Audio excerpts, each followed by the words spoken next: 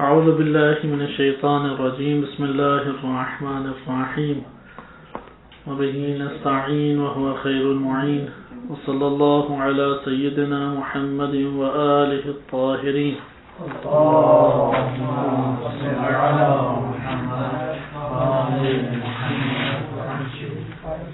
درس نمبر 9 دلیل شرعی لفظی بحث اول دلالت. ہم نے سابقہ درس میں تقسیم کیا تھا اصول فقہ کو دو حصوں میں، ادلہ محرزہ اور ادلہ غیر محرزہ. ادلہ غیر محرزہ کو اصول عملیہ کہتے ہیں، جو کہ اصالت برات اصول جمع ہے اصل کی، تو اس لیے 4 اصل ہیں، ان کی جمع اصول عملیہ کہلاتی ہے کہ جو انسان یا مکلف کے لیے فقط عمل کو معین کرتے ہیں. اصالت برات، اصالت احتیاط، جسے قاعد اشتغال سے بھی تعبیر کیا جاتا ہے، انشاءاللہ یہ آگے آئے گا. اصالت تخییر اور استصحاب. جہاں تک ادلہ محرزہ کا تعلق ہے تو اسے 2 حصوں میں تقسیم کیا، دلیل لفظی اور دلیل عقلی. دلیل لفظی یہ بھی 2 حصوں میں تقسیم ہوئی کہ دلیل شرعی اور دلیل عقلی. دلیل شرعی بھی 2 حصوں میں تقسیم ہوئی، لفظی اور غیر لفظی. اور ادھر ہم نے دلیل عقلی کو بھی 2 حصوں میں تقسیم کیا، مستقل ذات عقلیہ اور غیر مستقلات عقلیہ. اب ہم ابتدا کر رہے ہیں ادلہ مشترکہ میں دلیل محرزہ. دلیل محرزہ میں بھی دلیل شرعی اور دلیل شرعی میں بھی دلیل شرعی لفظی. اس میں 3 ابحاث ہیں کہ ہم نے پیچھے بھی ملاحظہ کیا کہ ایک روایت سے یا ایک کلام سے، آپ کہہ لیں ایک کلام سے ہم 3 چیزیں جب تک نہ دیکھ لیں اس سے معنی نہیں لے سکتے. 3 چیزوں کو بے وقت ملاحظہ کرنا ضروری ہے. اس کی اس قدر ہم اپنے وجود میں تکرار کریں کہ جہاں پر یہ 3 چیزیں ظاہر نہ ہوں وہاں پر سوال اٹھائیں. کیونکہ ہم آیات پڑھتے ہیں، روایات پڑھتے ہیں، مثلا قرآن کریم. اب آپ کی یہ اپنی ذمہ داری ہے کہ اس کے تواتر ہونے کے مطالعہ کریں. ہمارے لیے تو ثابت ہے، یقین ہے، اعتقاد ہے، یہ اللہ تعالیٰ کی کتاب ہے، جیسی نازل ہوئی بغیر کسی زیر زبر کی کمی کے ہم تک پہنچی ہے. کوئی اس میں تحریف لفظی وارد نہیں ہوئی، کوئی تحریف لفظی اس میں وارد نہیں ہوئی، جیسی نازل ہوئی ویسی ہم تک پہنچی ہے. اس کا یہ مطلب ہوا کہ یہ کلام صدور کے اعتبار سے ثابت ہے. بہرحال 3 چیزیں دیکھنا ضروری ہیں. دلیل لفظی میں 3 چیزیں دیکھنا ضروری ہیں. دلیل لفظی شرعی میں پہلی چیز کیا ہے کہ دلالت، یعنی یہ کلام اس کا کس معنی کے اوپر دلالت ہو رہی ہے. انشاءاللہ دلالت کو تفصیلی پڑھیں گے. پہلی چیز کیا ہے؟ دلالت. یہ بحث ہمیں معنی لینا سکھاتی ہے. دلالت کی بحث در حقیقت کیا ہے؟ معنی لینا سکھاتی ہے ایک کلام سے. ہم قرآن کریم بھی پڑھتے ہیں، روایات اہل بیت علیہ السلام بھی پڑھتے ہیں، اور علماء کے اقوال بھی پڑھتے ہیں. ایک عالم نے بات کی ہے، اس عالم نے یہ بات کہی کہ کیا معنی مراد لی ہے. ہمیں کہاں سے پتہ لگے گا؟ یہ دلالت کے قواعد استعمال کریں گے. جس کو دلالت کی یہ بحث نہیں آتی وہ آیات، روایات اور علماء کے کلام سے معنی لینے میں اشتباہ کا شکار حتماً و حتماً ہوگا. شک نہیں ہے کہ اشتباہ کا شکار نہ ہو. کبھی ٹھیک لے گا اور کبھی حتماً و یقینی غلط لے گا. سخت ترین اشتباہات کا شکار ہوگا. اسی لیے یہ دلالت کی بحث قواعد تفسیر میں بھی جاری ہوتی ہے. اس لیے جب آپ علوم قرآنیہ میں قواعد تفسیر پڑھیں گے وہاں پر تفصیلی طور پہ اس کو مختلف زاویوں سے ذکر کیا گیا ہے، اور جہاں پر جس زاویے کو ذکر کیا یہ وہ اصل پھل ہے. مثال کے طور پہ جیسا اخروٹ میں چھلکے کے نیچے مغز کھانے والا ہوتا ہے، اسی طریقے سے دلالت کی بحث میں اصل بحث جو ہے وہ یہاں پر ہی موجود ہے، وہ اصول فقہ میں ہے. اس لیے اصول فقہ کی یہ بات کوئی اگر اچھے طریقے سے سمجھ لے وہ قرآن کی آیات کو بھی دلالت کی جہت سے سمجھ سکتا ہے اگر ادبیات اسے آتی ہیں، اور اسی طرح سے روایات کو بھی سمجھ سکتا ہے اگر عربی زبان اور ادبیات کے اوپر اسے عبور حاصل ہے. یہ دلالت کی بحث اس قدر قیمتی بحث ہے. بس آپ نے دیکھا کہ ہماری حوضوی دنیا میں کلام کو سمجھنے کے اعتبار سے دو خصوصی ظاہر کلام کو، ایک ہے کلام کی دقتوں میں جا کے باطنی طور پہ معارف کو جاننا، اس کی بات نہیں کی جا رہی، ظاہر کلام جو ہمارے سامنے اس سے معنی لینا ہے۔ تو دو مقدمے ہیں اس کے لیے، ایک ہے علم منطق میں جلد دوم اور سوم، جس نے دوم اور سوم صحیح طرح سے نہیں پڑھی اشتباہات کا شکار ہوگا۔ کتنے ہی ایسی دلیلیں ہیں وہ ایک ہی جملے کے اندر بند ہیں، اس جملے سے اتنی دلیلیں کے ساتھ مختلف معنی لینا علم منطق آپ کو سکھاتی ہے، ایک بہترین علم ہے اس عنوان سے۔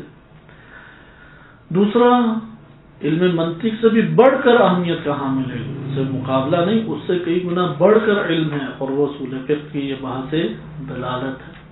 اس لیے میں اہمیت آپ کے سامنے آشکار کر رہا ہوں کہ اسی اہمیت کے پیش نظر جب ہم آگے مراحل انشاءاللہ طے کریں گے تو یہ بحث درس خارج تک جاتی ہے۔ کوئی ایسی کتاب اصول فقہ کی نہیں ہے کہ جس میں ایک بڑا حصہ صرف اس پر مشتمل ہے، یعنی اس کا مقابلہ اگر آپ کرائیں اصل دلیل شرعی سے، تو اصل دلیل شرعی کے لیے یہ دلالت کی بحث مقدمہ بنتی ہے۔ دلالت کی بحث نہیں آتی، دلیل شرعی سمجھ ہی نہیں سکتے۔ دلالت کی بحث نہیں آتی، آیات کو سمجھنے میں خطا کرے گا۔ یہ دلالت کی بحث نہیں آتی، روایات کو لینے میں اشتباہ کرے گا۔ اگر کسی نے یہ والی بحث صحیح طرح سے سمجھ لی ہے اور عربی ادبیات، عربی قواعد اس کو آتے ہیں، ہاں اب وہ معنی لے سکتا ہے۔ صحیح، استدلال منطقی اپنی جگہ پر موجود ہے، وہ بعد میں انشاءاللہ ملاحظہ کریں گے، کیونکہ بحث دلالت کی، کیونکہ پہلے معنی سمجھیں، ابھی معنی سمجھنے کے بعد آپ کوئی اور بحث کر سکتے ہیں، معنی سمجھنے کے بعد اگلے مرحلے میں داخل ہو سکتے ہیں۔ بس دلالت کی بحث کیا ہے؟ اس جملے یا ان کلمات کا کس معنی کے اوپر دلالت ہو رہی ہے۔ دلیل شرعیہ لفظی میں یہ پہلی بحث ہے، سب سے پہلے اس کو ہم دیکھیں گے۔ دوسری بات ہمارے پاس یہ ہے کہ جو معنی میرے سامنے ظاہر ہوا ہے، جو آشکار ہوا ہے میرے سامنے معنی، کیونکہ جب اب دلالت ہوگی لفظ کی، معنی پہ دلالت ہوگی۔ مثلا قرآن کی ایک آیت ہے کتب علیکم الصیام یا اقیم الصلاۃ، نماز قائم کرو، لفظ آیا، اس کے معنی پہ دلالت ہوئی، اور وہ یہ ہے کہ نماز پڑھنا، قائم کرنا واجب ہے، روزہ رکھنا تمہارے اوپر واجب ہے۔ یہ جو معنی ظاہر ہوا ہے، یہ پہلے سٹیپ میں کیا ہو گیا؟ معنی ظاہر ہو گیا۔ اب جب معنی ظاہر ہو چکا اور پہلا مرحلہ طے ہو گیا اور لفظ اور جملے کی اپنے معنی پہ دلالت ہو گئی، اب ہم دوسرے مرحلے میں داخل ہوں گے، اور وہ دوسرا مرحلہ کیا؟ اپنی کتاب پہ غور کریں۔ بحث ثانی کیا ہے؟ فی حجیت الظہور، کہ یہ جو معنی میرے اوپر ظاہر ہوا ہے یہ حجت ہے، جو معنی مجھ پر ظاہر ہوا ہے وہ حجت ہے یا نہیں ہے۔ صحیح ہے؟ اس لیے آپ ان تین عناوین کو سوالات کے ذریعے سے سمجھ سکتے ہیں۔ پہلے کے آگے سوال لکھ لیں کہ جو کلام میرے سامنے ہے، یہ اسی طرح سے لکھیں، جو کلام میرے سامنے ہے۔ سوال، تین سوال ابھاریں گے تو آپ کو یہ بحث ہمیشہ کے لیے یاد ہو جائے گی۔ پہلا ابھی ہم سٹیپ پڑھ رہے ہیں نا، دوسرا سٹیپ پہلا صحیح طرح سمجھ جائیں گے، دوسرا سمجھ آئے گی، ابھی حجیت کی بحث میں بیان کروں گا۔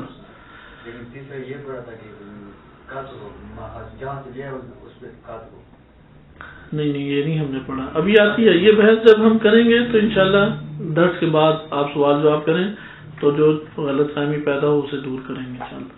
پہلا سوال لکھیں کہ جو کلام میرے سامنے ہے، اس کلام کے الفاظ کس معنی کو بیان اور ظاہر کر رہے ہیں؟ اس معنی کے اس کلام کے الفاظ کس معنی کو آشکار اور ظاہر کر رہے ہیں؟ دوسرا سوال، کیونکہ اب جب معنی آشکار ہو گیا، اس کے جواب میں کیا جواب دیا جائے گا؟ مثلا اقیم الصلاۃ، اس میں کہیں کہ یہ جو آیت کریمہ ہے اور جملہ ہے، اس جملے کی دلالت یا یہ جملہ کس معنی کو ظاہر اور آشکار کر رہا ہے؟ جواب دیا کہ نماز کے قائم کرنے کے وجوب کو، بس نماز کے قیام صلاۃ کا وجوب صلاۃ، نماز کا واجب ہونا، یہ جو معنی میرے سامنے ظاہر ہوا ہے۔ دوسرا سوال، یہ ظاہر معنی دوسرا مرحلہ بھی یہی ہے اور دوسرا سوال. یہ جو ظاہر معنی ہوا ہے یہ میرے اوپر حجت ہے یا حجت نہیں ہے؟ صحیح ہے، میرے اوپر یہ حجت ہے یا حجت نہیں ہے، یعنی اس کے مطابق میں عمل کروں یا عمل نہ کروں. آئے گی یہ بات یا نہیں؟ اب یہ والی اہم ترین، یہ اصل ہمارے پاس نقطہ تھا. یہاں پہ ایک سوال پیدا ہوگا، آپ نے جس کلام کو اس جہت سے دیکھا ہے کہ اس کے معنی کو ظاہر کریں اور پھر اس کی حجیت کو ثابت کریں، تو کیا وہ کلام شارع سے صادر بھی ہوا یا نہیں؟ اگر ہم علم حدیث کی نوعیت سے دیکھیں تو یہ پہلا سوال ہونا چاہیے، کیونکہ شارع کا کلام ہوگا تو ہم غور کریں گے نا. صحیح، اگر شارع کا کلام ہی نہیں ہے تو ہم نے دوسرے کے کلام پہ تو غور نہیں کرنا. لیکن انہوں نے اس کو تیسرا مرحلہ قرار دیا فی اثبات الصدور. اس سے کیا مراد ہے؟ میرے سامنے سوال، اس کو سوال کی صورت میں لکھیں. ہاں، سوال نمبر 3 کہ میرے سامنے جو کلام موجود ہے، جو کلام موجود ہے، آیا یہ ثابت ہے، یہ ثابت ہے کہ یہ کلام اللہ تعالی یا اس کی حجت کا کلام ہے، یعنی رسول اور امام.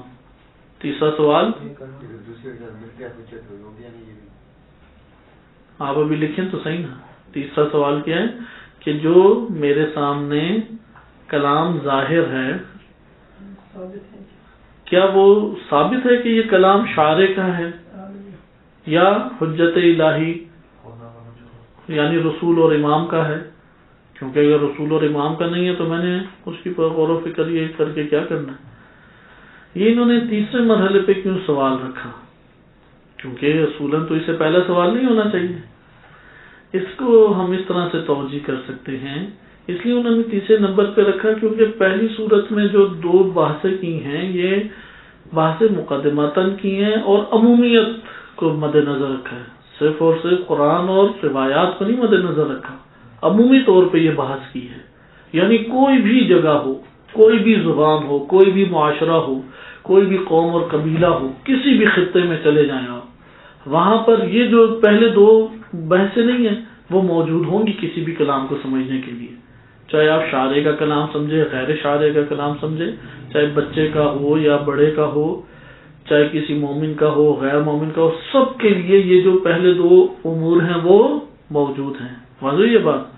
جب آپ نے ایک عمومی ضابطہ بشریت کے لیے جو اللہ تعالیٰ نے اس دنیا میں نظام رکھا ہے اور اس نظام سے آپ نے غور و فکر کر کے کلام کے اعتبار سے، وہ کلام کسی کا بھی ہو، ہمیں پرواہ نہیں ہے وہ شارع کا یا غیر شارع کا ہے، جب آپ نے یہ ثابت کر دیا کہ یہ ایک عمومی ضابطہ ہے تو عمومی ضابطے کے بعد اب ہم آئیں گے کہ انہی ضابطوں کے تحت شارع کا کلام سمجھتے ہیں. شارع کا کلام جب سمجھنے لگیں گے تو پہلے اسے ثابت کرنا پڑے گا کہ یہ شارع کا کلام ہے یا نہیں ہے، یہ اللہ تعالیٰ اور اس کے رسول یا اس کے امام کا کلام ہے یا نہیں، پہلے ثابت کرنا پڑے گا نا، پھر آپ یہ ضابطہ جاری کریں گے. اس لیے وہ آپ کو روک دیں گے، دیکھو ابھی اس کے اوپر ضابطہ جاری نہیں کرنا، پہلے ثابت تو کرو آیا یہ کلام الہی ہے. اگر ثابت نہیں ہوتا تو پھر فائدہ نہیں ہے، ثابت ہو جاتا ہے تو پھر فائدہ ہے. تو یہ 3 ہمارے پاس بحثیں ہیں دلیل شرعی لفظی کے ذیل میں. دلیل شرعی لفظی کے ذیل میں کتنی بحثیں ہیں؟ 3 بحثیں ہیں. پہلی 2 بحثیں عمومی ہیں اور تیسری بحث خصوصی ہے. کس کے ساتھ مختص ہے وہ؟ تیسری صرف اور صرف شارع کے ساتھ مختص ہے. تیسری بحث کس کے ساتھ مختص ہے؟ شارع. اور پہلی 2 بحثیں عمومی ہے، کسی کے ساتھ مختص نہیں ہے بلکہ بشر کے ساتھ، انسان کے ساتھ اور انسانی معاشروں کے ساتھ وہ مختص ہیں. آئے ہم پہلی بحث کو دیکھتے ہیں. پہلی بحث میں اب ہم داخل ہو جاتے ہیں. پہلی بحث، اس کے اندر انہوں نے پہلا نقطہ بیان کیا ہے دلالت کا، اور اس کے بعد نقطہ ہے استعمال، اور استعمال کے بعد تیسرا نقطہ ہے لغت کی تقسیم اسمیہ اور حرفیہ میں، اور چوتھی تقسیم ہے، چوتھی بحث مدلول لغوی اور تصدیقی، اور اس کے ذیل میں بعض عناوین ہیں. اور اس کے بعد ہمارے پاس آ جاتی ہے بحث کے علم اصول میں دلالات سے جو بحث کی جاتی ہے اس کی جزوی اب تقسیم، صیغہ امر ہے، صیغہ نہیں ہے، اور اس کے بعد پھر ایک اور دلالات کی بحث آتی ہے جو عمومی ہے، اطلاق ہے، عموم ہے، ادوات شرط ہے، اور پھر یہ بحث ختم ہو جاتی ہے اور ہم دوسرے مرحلے یعنی حجت ظہور میں داخل ہوں گے۔ یہ آپ کو عناوین یاد ہونے چاہیے جو بھی میں نے ذکر کی ہیں۔ لہذا دلیل شرعی لفظی کی پہلی بحث ہے دلالت کی۔ دلالت کی بحث کے ذیل میں متعدد عناوین کے تحت انہوں نے بحث کی ہے۔ اس میں سب سے پہلی بحث کیا ہے؟ واضح دلالت، اس کے ذیل میں کتنی ابحاث ہیں؟ متعدد ابحاث ترتیب وار ہیں۔ اگر ان ترتیب وار ابحاث کو بند کرنا چاہیں تو ہم کہہ سکتے ہیں کہ ٹوٹل 3 بحثیں ہیں۔ ایک بحث ہے وضع اور اس کی اقسام، وضع اور اس کی اقسام دلالت کے ذیل میں۔ دوسری بحث ہے کہ جو جزوی طور پر ہے صیغہ امر اور صیغہ نہیں۔ یہ آگے کی کتاب اسی طرح تقسیم ہے اصول فقہ کی۔ دلالت کی بحث کن کی پر مشتمل ہے؟ 3 ابحاث پہ بنیادی طور پہ۔ ایک ہے وضع اور اس کی اقسام، دوسری صیغہ امر اور نہیں، اور تیسری عمومی بحث ہے۔ اس میں کتنی عناوین آتے ہیں؟ بالعموم 3 عنوان آتے ہیں۔ پہلا کیا ہے؟ اطلاق، دوسرا عموم، اور تیسرا ہے مفاہیم۔ تو انہوں نے مفاہیم میں سے صرف ایک کو ذکر کیا، ٹھیک ہے۔ 3 کیا ہیں؟ اس کو آپ چارٹ کی صورت میں لکھ لیں، یہ ضروری ہے بحث، یعنی میں لکھیں دلالت، سب سے اوپر لکھیں، پھر میں آخر میں بنا کے جاؤں گا، کیونکہ ابھی میں بناؤں تو پھر تھوڑی مشکل پیش آئے گی، ٹائم لگ جائے گا۔ میں درس کے بعد یہ چارٹ آپ کو بورڈ میں بنا دوں گا۔ اپنے طور پہ لکھیں سب سے اوپر دلیل شرعی لفظی، اس کے 3 حصے نکالیں۔ دلیل شرعی لفظی 3 حصے نکالیں۔ پہلا حصہ ہے بحث دلالت، دوسرا ہے حجیت ظہور، تیسرا ہے اثبات صدور۔ تیسرا کیا ہے؟ اثبات صدور۔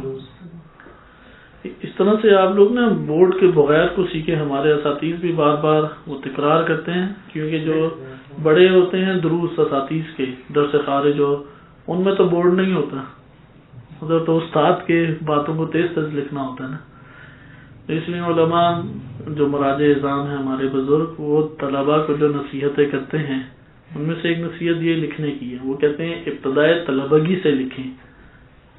لکھنے کا نہیں طریقہ آتا تو آگے آپ نہیں استاد کی بات کو قلم بند کر سکتے، اس لیے اس طرح سے لکھیں اور خود اس کی تقسیم کریں۔ ہمارا ذہن تقسیم والا ہونا چاہیے، اس دنیا میں کام تقسیم والا نہیں کرنا، ذہن کے اندر تقسیم ہونی چاہیے۔ دنیا میں آ کے جوڑنا ہے افراد کو، لیکن ذہن میں تجزیہ تحلیل کی طاقت و قوت ہونی چاہیے۔ بہرحال دلیل شرعی لفظی اس کے 3 حصے، بحث دلالت اس کے نیچے سرے نکالیں 3۔ پہلی بحث ہے وعظ اور اس کی اقسام، وعظ اور اس کی اقسام۔ دوسری بحث ہے صیغہ امر، امر اور نہیں لکھتے، صیغہ نہ لکھیں کیونکہ مادے سے بھی بات ہوتی ہے۔ امر اور نہیں، امر اور نہیں۔ چوتھی بحث ہے مفاہیم، اور تیسری بحث ہے مفاہیم۔ مفاہیم میں 5 مفاہیم ہیں، انہوں نے ایک ذکر کیا ہوا ہے، وہ ہے مفہوم شرط، بے شک آگے لکھ لیں۔ اطلاق پہلا ہو گیا نا؟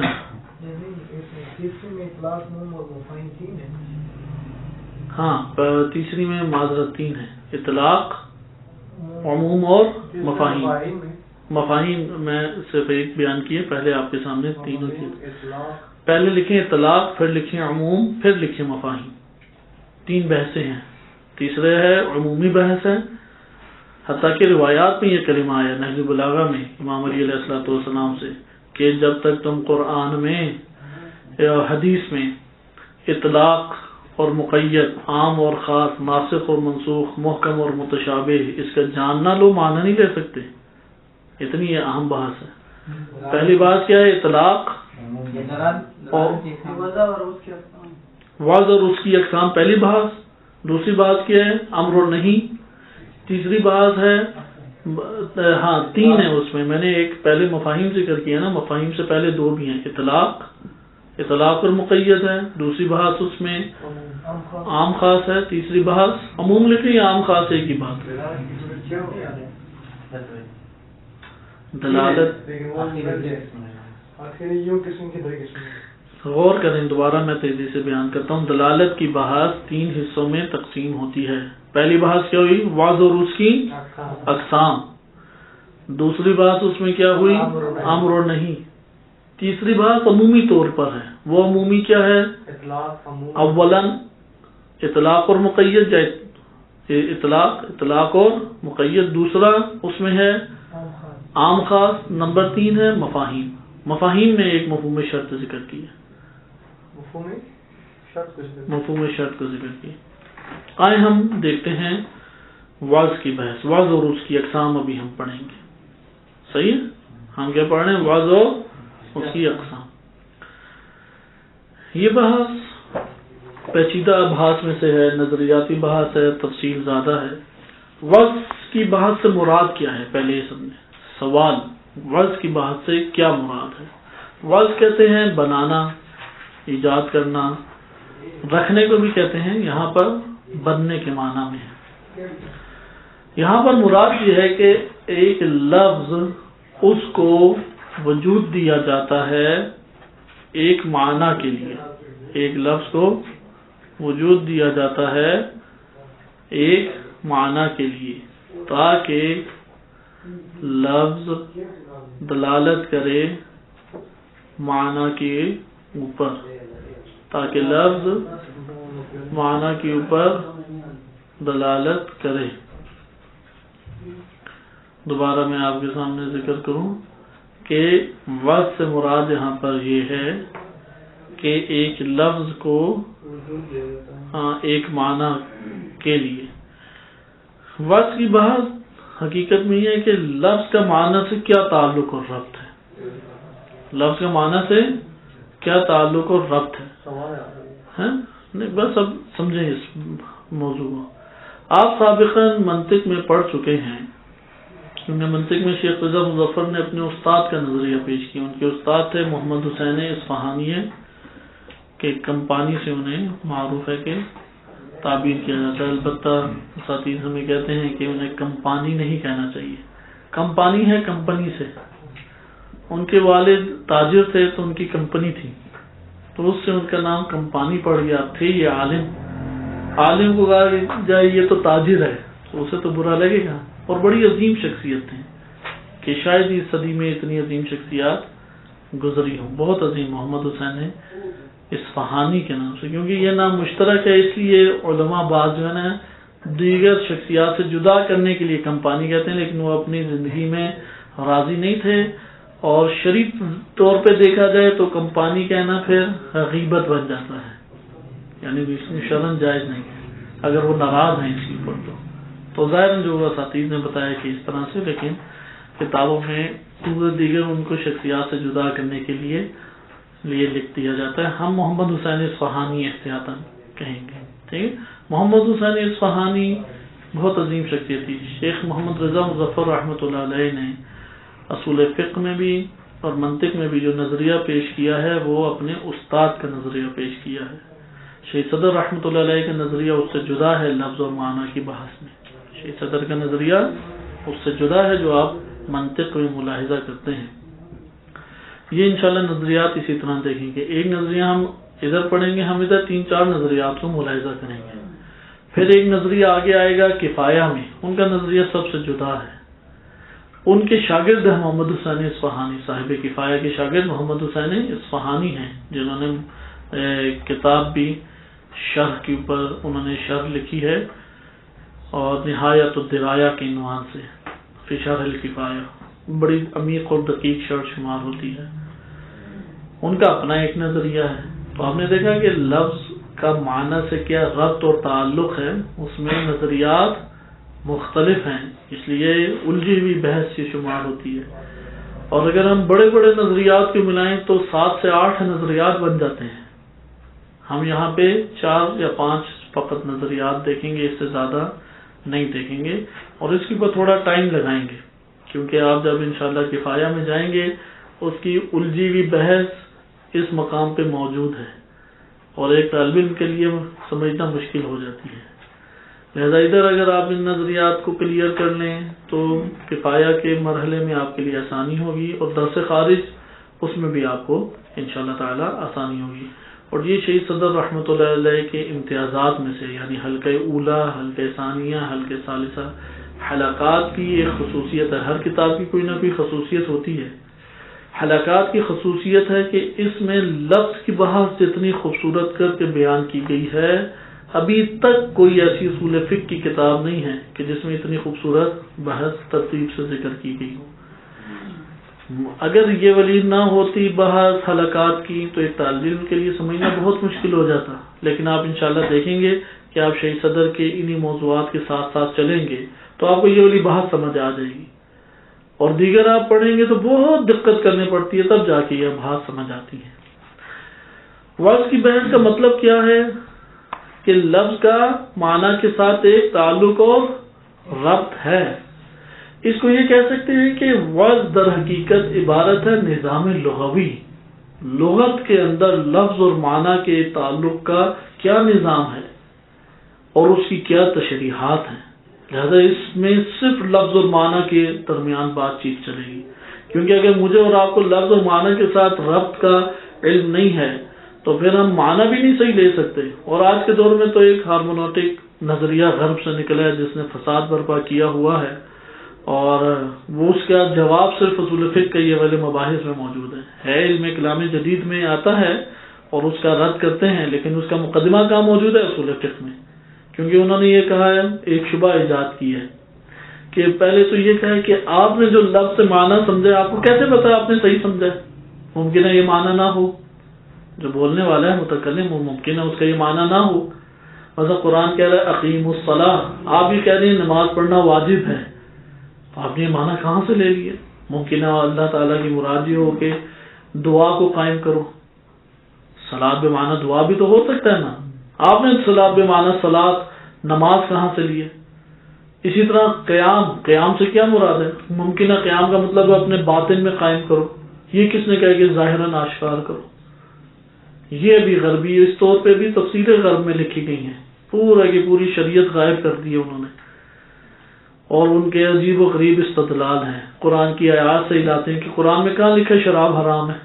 قرآن میں تو یہ لکھا ہے کہ اس میں نشہ ہے، اور نشے کے ٹائم نماز میں نہ ہو. بس زیادہ سے زیادہ یہ ہے کہ نماز جب پڑھنی ہو تو تب شراب نہ پیو، ویسے پیتے رہو. دیکھا کہ کس طرح سے انہوں نے غرب میں فکری انحراف مسلمانوں کے اندر داخل کرنے کے لیے کوششیں ہیں. اس کا جواب کسی جگہ موجود ہے. لہذا لفظ اور معنی یہ در حقیقت ایک ارتباط ہے ان کے درمیان. اس ارتباط کی دنیا کو سمجھنا ہے، اس کو سمجھنے کے لیے مختلف نظریات ہیں. بس ہم یہ بات جانتے ہیں کہ لفظ اور معنی میں ارتباط ہے. ارتباط کیسا ہے؟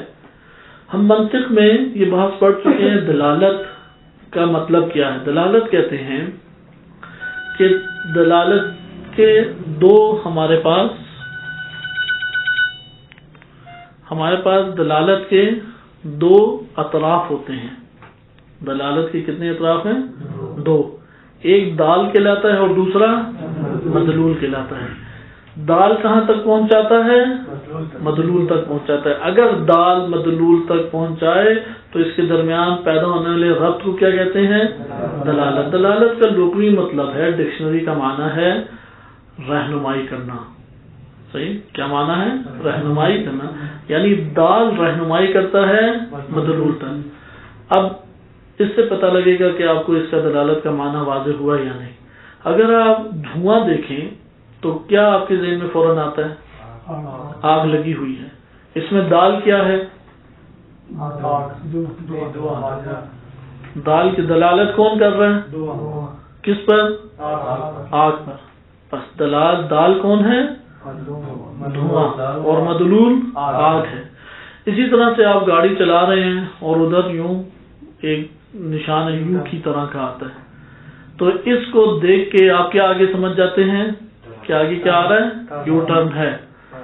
یہ جو سائن بورڈ لگا ہوا ہے جس پہ یو کا نشان ہے، یہ دال ہے یا مدلول؟ کس پر دلالت کر رہا ہے؟ معنی، مڑنے کے معنی کے اوپر دلالت کر رہا ہے. اور وہ جو ہم نے مثال دی ہے دھوئیں اور آگ کی، مطلب دھواں دال ہے، آگ مدلول ہے، ان کے درمیان وہ کیا نسبت پائی جاتی ہے؟ بس یہ آپس میں تعلق کو دلالت کہیں گے نا، دال کا مدلول کی طرف پہنچانے سے رہنمائی. نسبت کو ہم دلالت کریں گے. جی ہاں جی ہاں، اس نسبت کو ہم دلالت کہیں گے. دلالت کا پتہ لگ گیا. اسی طرح سے الفاظ اور معنی میں دال کون ہے؟ دلالت کرنے والے کون ہیں؟ اور مدلول کون ہے؟ معنی. صحیح. مدلول کیا ہوگا؟ معنی ہوگا. دال کیا ہے؟ دلالت کرنے والا وہ لفظ ہے. دوسرا سوال ہے، یہ کب ایک شے دوسرے کے اوپر دلالت کرتی ہے؟ اس عمل کو کہتے ہیں دلالت کرنا. جب یہ کہا جائے نا دلالت کر رہا ہے، اس کا یہ مطلب ہے ایک دال ہے اور دوسرا مدلول ہے. ایک دال ہے اور دوسرا مدلول ہے. اسے ذہن نشین کریں. دوسرا سوال، ایک شے کب یہ دلالت کے عمل کو انجام دے پاتی ہے؟ اس وقت انجام دے پاتی ہے جب دال اور مدلول کے درمیان خارج میں کوئی ربط اور تعلق ہو. خارج میں، اگر خارج میں کوئی ربط اور تعلق نہ ہو تو پھر کس طرح سے وہ ذہن میں علم کی صورت میں بنے گا؟ یہ ربط اور تعلق ہمیں ذہن آگے تشریح اس کی کرتا ہے. ذہن کیا کرتا ہے؟ تشریح. مثال کے طور پہ آپ سورج دیکھتے ہیں اور سورج کی کرنوں کو دیکھتے ہیں. ایک دن آپ نے کھڑکی، سو رہے ہیں، تھوڑی لیٹ اٹھے، پردہ ہٹایا، کرنیں دیکھی کمرے میں کرنیں دیکھ کے کیا پتہ لگا؟ باہر دن ہے. تو دال کیا ہے؟ کرنیں. مدلول سورج کا نکلنا ہے. کرنیں اور سورج کے درمیان خارج میں ربط پایا جاتا ہے. اب اس ربط کا تیسرا یہ مرحلہ ہے، آپ نے اسی مرحلے کے ساتھ یاد کرنا ہے. وَإِلَّا یہ دلالت کی بحث منطق میں اگرچہ وضاحت سے بیان کی جا چکی ہے لیکن یہ ذہن میں نہیں رہتی. جب یہ ذہن میں نہیں رہتی یہ ارتباط کی بحث نہیں سمجھ آئے گی. یہ اسی طرح چھوٹے چھوٹے نکات جمع ہو کے آگے بڑھتے ہیں. تیسرا نقطہ یہ ہے کہ آپ کو اس ربط کا علم ہونا چاہیے جو خارج میں ربط ہے، آگ اور حرارت کے درمیان، سورج کی کرنیں اور سورج کے درمیان. یا ممکن ہے کہ عام ایک شخص ہمیشہ ایک ہی رنگ کی ٹوپی پہنتا ہے، آپ جب اس ٹوپی کو دیکھتے ہیں وہ شخص ذہن میں آ جاتا ہے، ان دونوں کے درمیان ایک ربط قائم ہو گیا نا. تو یہ جو ساری چیزیں ہیں اس کا علم ہونا چاہیے، لیکن خالی معلومات نہیں. معلومات کا نمبر 4 علم ہونا، نمبر 3 تھا. نمبر 4 کیا ہے؟ وہ معلومات اس قدر بلند درجے پہ پہنچی ہوں کہ ایک شے کا دوسری شے کے ساتھ مضبوط ترین ربط ہو ذہن کے اندر. اس قدر قوی ترین ذہن کے اندر ربط ہو کہ لفظ کے ظاہر ہونے سے معنی ظاہر ہو جائے. اگر یہ ربط قائم نہ ہو دلالت نہیں ہوگی. مطلب ابھی آپ پشتو کے الفاظ بولیں، میں سنوں، معنی پتہ لگ جائے گا. آپ مسکراتے ہوئے خوب بے شک خلاف بولیں یا حمایت میں بولیں، کچھ بھی پتہ نہیں لگے گا. میں کہوں گا اللہ آپ کو جزائے خیر دے، آپ نے بڑی دعائیں دی ہیں. پتہ لگے کچھ اور ہی بولتے ہیں. کیوں؟ کیونکہ لفظ میرے ذہن میں آ رہے ہیں لیکن معنی کے ساتھ کوئی ربط نہیں ہے. اور اگر میں نے زبان سیکھی بھی ہو تو اتنی تیزی سے نہیں میرے ذہن میں وہ معنی آشکار ہوگا. کیوں؟ کیونکہ وہ لفظ کے ساتھ جڑا ہوا معنی نہیں ہے. الفاظ میرے نفس میں ہیں لیکن اسے اٹھانا پڑ رہا ہے بڑی مشکل سے لفظ کو. ایک دفعہ لفظ و معنی میں گہرا ربط جڑ جاتا ہے، جہاں لفظ وہاں پر معنی اور جہاں معنی وہاں پر لفظ. یہ جب گہرا ترین ربط جڑ جائے آپس میں، اس کو ہم کہتے ہیں کہ لفظ کا معنی کے اوپر دلالت کرنا. یہ کب ہوتا ہے؟ جب ذہن میں ان دونوں کے درمیان لفظ اور معنی، دال اور مدلول کے درمیان ذہن میں ملازمت پیدا ہو جائے. کیا پیدا ہو جائے؟ ملازمت یا خاص ارتباط. شیخ صدر کی جو ادھر تعبیرات ہیں انہوں نے لفظ اس میں وہ لفظ استعمال کیے ارتباط خاص. یہ ارتباط کفایت صاحب کفایت نے ان الفاظ کے ساتھ تعریف کیا ہوا اس کی. ایک خاص ارتباط لفظ و معنی کے درمیان پیدا ہو جائے، یہ ایک مرحلہ ہے. تو یہاں پہ ہم نے کیا دیکھا؟